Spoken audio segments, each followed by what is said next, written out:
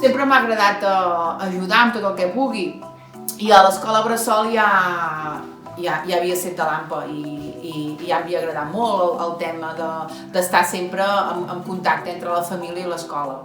Nosaltres no anem sobrats de temps ni ens hem volgut buscar mai més feina de la que ja tenim. Però des que els nens van començar a P3 a l'escola Badruna Girona, pensàvem què és l'AMPA i què fa l'AMPA de l'escola. I vam decidir acostar-nos-hi. Em vaig apuntar a l'AMPA després d'una assemblea, vaig veure tot el que es feia i tot el que s'organitzava, em va semblar una feinada i vaig voler proposar idees noves i participar d'allò que ja s'estava fent. La possibilitat de participar amb l'AMPA va sortir en el sopar de final de curs i vaig pensar que era una bona oportunitat per poder participar una miqueta més de l'escola.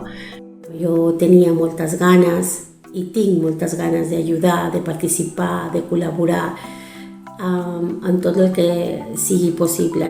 Fa uns anys vaig col·laborar amb ells a través del Sant Jordi, per tant ja els coneixia una mica, i aquest any vaig apuntar col·laboracions a través de l'ESO.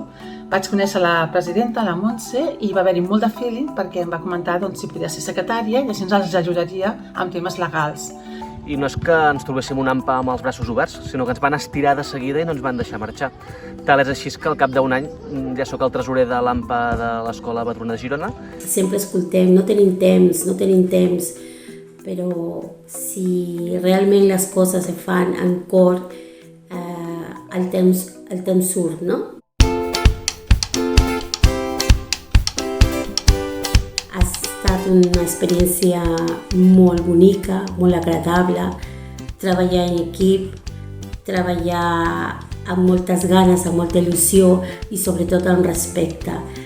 Ser membre de l'AMPA val a dir que comporta feina, però també és gratificant. També t'apropa a les famílies i les arribes a conèixer pel seu nom i cognoms. Quan ets fora no saps quina feina comporta l'AMPA i un cop hi ets a dins t'agrada treballar-hi i ajudar sempre a l'escola amb el que sigui. Estar a l'AMPA a mi el que m'aporta és diversió perquè ens ho passem molt bé tant a les juntes, encara que sembli mentida que són d'hores, i a l'organització de les coses que preparem i sobretot satisfacció a nivell personal de saber que estàs fent un projecte que arriba a moltes famílies, facilita la vida a moltes famílies i també a la meva. Aquest incentiu de voler ajudar a superar-se a l'escola i ajudar aquesta escola, a través de cursos, a través de festes, de poder recaptar diners, a realitzar una biblioteca, a intentar fer una aula de música. Acabes creant un vincle important amb les altres mares i pares d'altres cursos.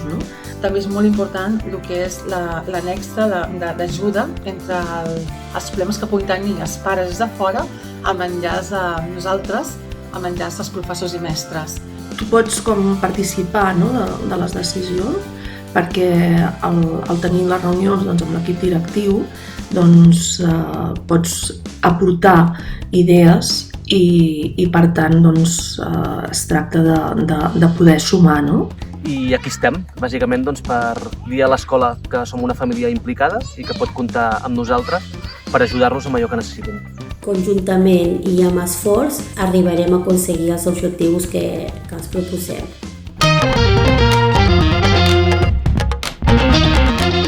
Sí que m'han explicat alguna, que a vegades han fet reunions molt tard i han acabat a les 12 de la nit i han tingut que ser les monges d'aquell moment, obrir i tancar l'escola perquè poguessin fer aquestes reunions tan tard. Jo soc tresorera de l'AFA i la meva filla sempre diu «Ostres, tots aquests cèntims són per nosaltres», perquè sempre estic ara al Nadal amb la loteria, que hem estat fent els números de la loteria, doncs ella sempre està contenta perquè diu que tenim molts cèntims. Recordo una anècdota de primer any durant el cobrament de la loteria. Era el torn dels alumnes d'ESO i va venir una noia i li vaig demanar quin curs feia i com es deia. I ella em va respondre «No sóc alumna, sóc professora». Vaja, ja us podeu imaginar quina cara se'm va quedar.